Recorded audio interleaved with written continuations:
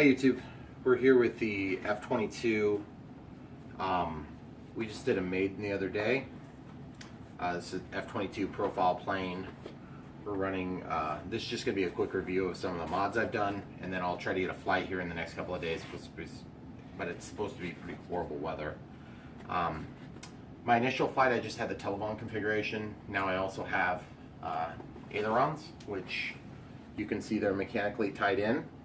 I was having some problems with my servos, so I put in 9-gram Metal Gear servos still stuck in from the back, and then flush faced on there, which is kind of nice. I shortened up my excessive length of motor cables to minimize the potential voltage drop, which is not anything anyway for such a short cable.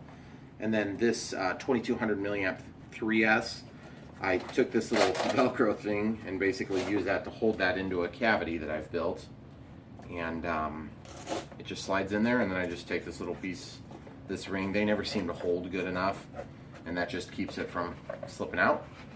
And you already saw the magnets, you already saw the hold here, and I have a two-piece mechanism here. That was by accident when I initially built it, and I have this little standoff to help bear the pressure of the battery so that as it's upright and flipping around, it doesn't shake free. And you can see with that 2200, I trimmed it just a little bit forward of where it had been, and that's part of the reason that I did the Velcro, so that I can actually take and reposition that a little bit, so I can move it forward and backward until I really get my true center of gravity picked out.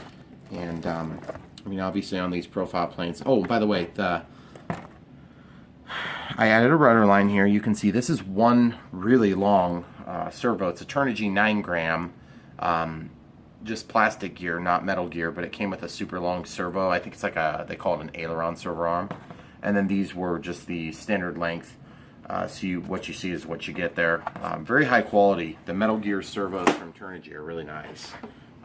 Just don't push your control horns on too bad, because you'll actually screw up the gears. The other thing I did is I had to fix the nose, because I had crashed it and it was really cold. And when I say crash, I've just landed it rough onto the nose, which crashed. And I wanted to maintain that profile, but I wanted a little bit more resistance to damage. So I took this foam, which you can see this, like I work on industrial scale, so this is one of the packaging members there. And it's this ply material.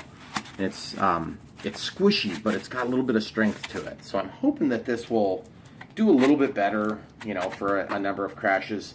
And I use the Hobby King glue. Just stay there, I'll bring it back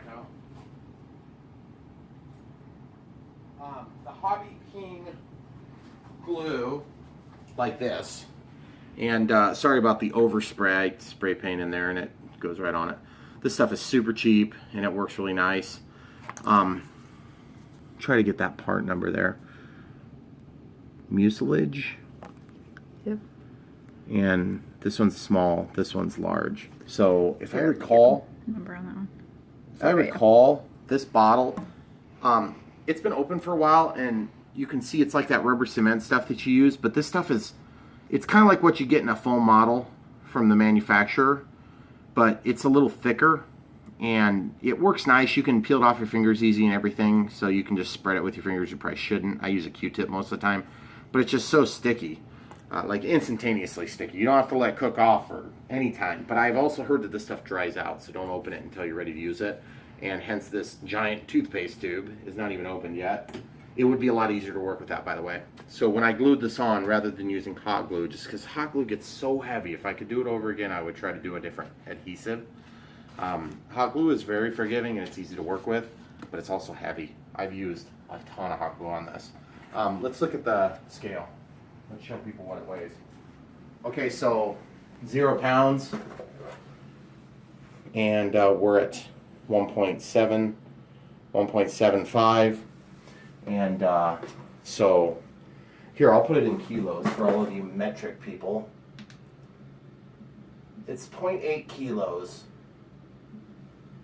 and 1 pound, 12 ounces. So pretty nice looking plane from a distance.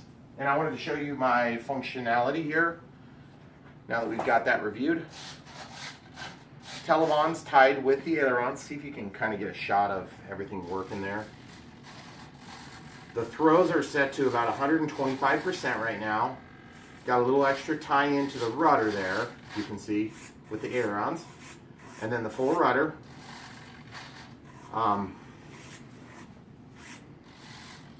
Just got a little bit of extra tie that goes into it. And I've got all my Z-bends, so I have adjustability. This may end up coming straight off of here, but I wanted to just do something simple, because if I land on the top, I want it to be able to give a lot. So we'll see how that turns out. And the reason I kept this longer linkage here is because I thought maybe if I did one from one side and one from the other, it might help. I don't know. That was probably a stupid thought. I didn't want to try to share a hole in this control arm. So excited to see the way that this is going to work. Just to show you the 1-to-1 approximate ratio for power. I'm going to throttle cut off here. I've been running this battery forever, just testing stuff.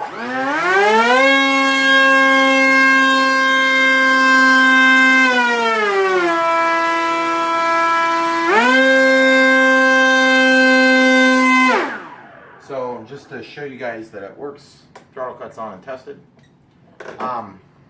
It's very close to a 1-to-1 ratio. And I have a pusher prop configuration. So this one here, and I know I reviewed it in my last video, but I kind of screwed up on what I told you. Can you try to get a shot of that? I can't quite see it. It's a 6x45R. And of course it's going this way, which would be the normal counterclockwise motion. I noticed I had a couple magnets that were slipping on this motor, which is probably why it failed in the first place and why I had it off. So I went ahead and CA'd those back in, and I've just got little residual hot glue on there. You can see I have my ugly servo here from the underside for the rudder. So guys, I'm excited to try it for you. I hope I haven't moved too much of the weight back here, but remember I moved my 2200 up about 1/2 inch to maybe 3/4 of an inch forward, so that should help to balance things back out. And I've gained, I think, about 0.1 pounds with these modifications, because really we had the linkage here, a little bit of glue. Oh, and I wanted to show you my stitch joints, is what I'm going to call them. I'm sure somebody else has already done this.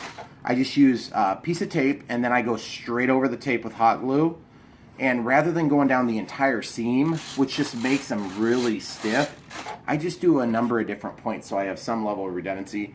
And then obviously this isn't going to completely penetrate through the paint, or through the tape rather. But I do that on this too. Here, can you get a shot of that? I do a real thick seam up at the top, a thick seam at the bottom, and then I just do like 3 or 4 of them. Now on the main control surfaces, I went all the way up and down, and I think that might have actually been a poor decision. So if you happen to do this again and you want to try to copy my stitch joints, copy what I did on my ailerons and the rudder rather than copying this. This seems to be just maybe a little bit too much. And if you really want to do it nice job, just do CA joints. Or even better yet, do the finger hinges like I've used before and you've seen in my videos. Everything I basically used on this, you can get a Hobby King, with the exception of, I don't think they sell just a regular foam. And this was just, I think that was something a friend had given me. It's like a 30 amp ESC with regular BEC and XT60 connectors. And then of course this motor came off of my ANX Clouds Fly. So if you wanted to look up what it was, it's called the ANX Clouds Fly. It's about a $70 to $100 glider that they sell at Hobby King. They've been selling for years. Really good model actually, just don't use an orange RX receiver. Oh, and then receiver real quick, which just because this is a review video, I figure I'll touch on it. It's a Lemon RX DSM-2 compatible 6-channel diversity antenna, but this is only about $575. And then their shipping is like $3.99 flat rate worldwide, I believe. Or at least in North America, that's what it is. I don't know if they know that, and then they just quote it based on where you are, or if they just quote it flat rate all over the world. But they're shipping it from Hong Kong, I believe, because it comes through customs in Chicago for me. So, and that $3.99, I've never ordered enough that it's bumped up to the next level. It's always been $3.99. And it usually takes about a week to a week and a half of real business days to get it from Hong Kong. But for me, when I'm ordering a plug and fly plane, it takes me a while to build them anyway, so I usually just order a couple at a time. And they sell those in 5 packs for like 25 bucks. Lemon-RX.com. And I'm sure like 500 people will ask where they are, so you can see it in like a million of my comments. Guys, I'll get you a flight video hopefully this weekend. Even if the weather sucks, I'm probably still gonna, because it's Christmas weekend and I'll be doing some flying one way or another. And thanks for watching.